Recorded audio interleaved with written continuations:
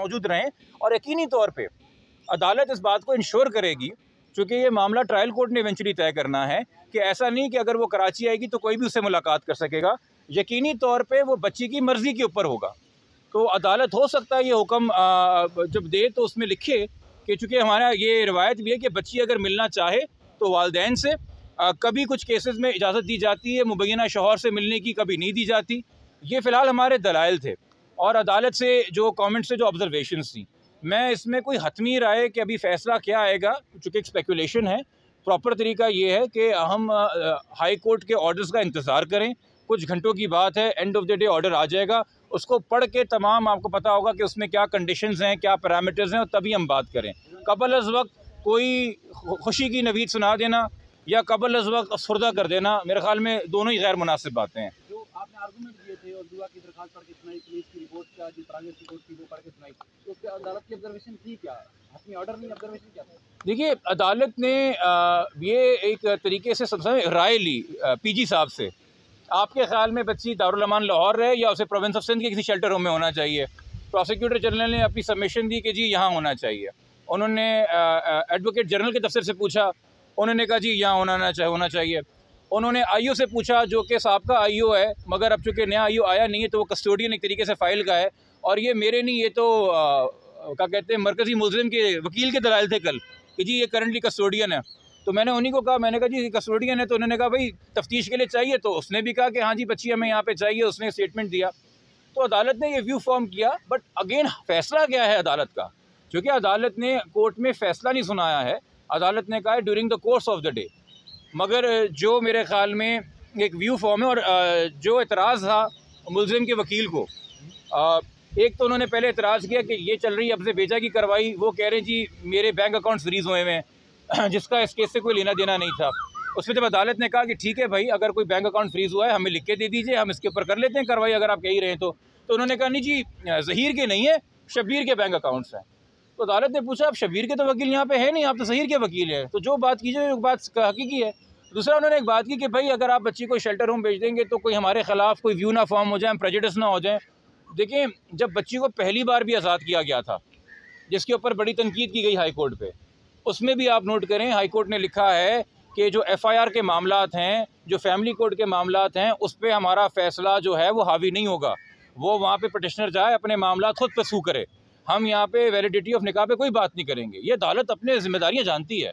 तो आज का यकीनी तौर पर जो फ़ैसला होगा वो मेरिट्स के ऊपर हतमी राय नहीं होगी, मगर हाँ, बच्ची की कस्टडी कहाँ रहे, किधर मौजूद रहे, और जब यहाँ आएगी तो मेरी तवक्को है कि देखिए, ये आपने एक चीज़ नोट की कि आगे बढ़ के इनिशिएटिव लेके, जो कि एक ही पार्टी की हुकूमत वफाक और पंजाब में है, सलमान सूफ़ी साहब ने आगे बढ़ के ख़ुद मीडिया के पूछे बगैर ट्वीट करके अपना एक नीयत अनाउंस की कि बच्ची जो हमने चाइल्ड प्रोटेक्शन सेंटर शिफ्ट करना है।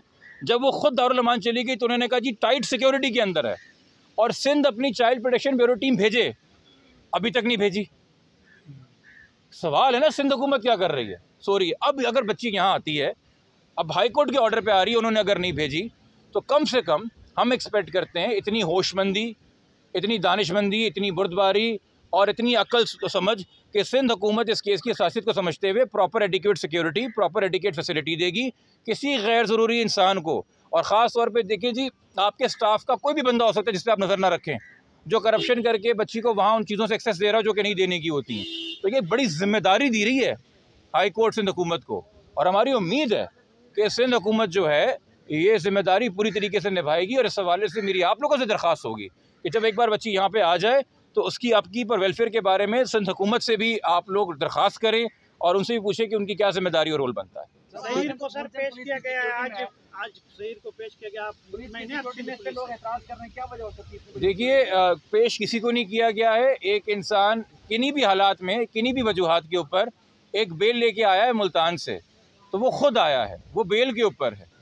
पेश उसे किया जाता है जिसको हथकड़ी होती है, जो अगवा होता है। इस वक्त पुलिस के पास इसका स्टेटस गिरफ्तार का नहीं है, वो तो इसे कभी गिरफ्तार कर ही ना सके। खैर, बेल होने या ना होने से फ़र्क नहीं पड़ता। जब बेल नहीं भी थी तब भी उसको मरकज़ी मुल्ज़िम को गवाह बना के उसका 161 का बयान रिकॉर्ड कर रहे थे। तो पुलिस की जो कार्रवाई थी वो तो अदालत ने हुक्म फरमा दिया ना, आईयू चेंज कर दिया, तो मैं क्या तबसरा दूंगा? तबसरा तो गुज़िश्ता रोज़ पुलिस ने पे जज साहब ने खुद दे दिया। सर आज सिंध हुकूमत का जो बयानिया था उससे आप मुतमिन है? सिंध हुकूमत जिस तरीके से आज का केस यहाँ पे, वरना सिंध हुकूमत ऐसे बयान नहीं देती इस केस में, लेकिन आज यह है कि केस यहाँ पे तो बच्ची भी यहाँ पे लाया जाए। बहुत माकूल बात है और बिल्कुल मैं इस बयानी को सपोर्ट करता हूँ, मगर मैंने जो पहले जिस चीज़ से इशारा किया था वो है कि उस बयानी की ओनरशिप सिर्फ बच्ची को यहाँ पे लाना नहीं है, चूँकि वो हमारी क्लाइंट्स की साइमा साहिबा की और काज़मी साहब की बच्ची है। माँ की आगोश से बेहतर कोई शेल्टर नहीं होती।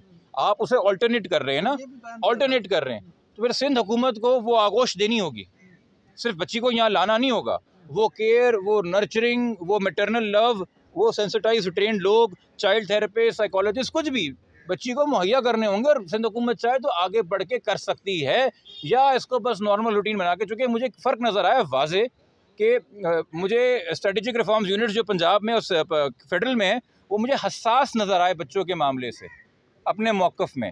यहाँ ऐसा लगता है कि जी भेड़ चाल है। तो जब तक मैं अगेन कोई सियासी बात नहीं करना चाहता, बट ये सूबा VIP कल्चर की बहुत बड़ी मार है जी।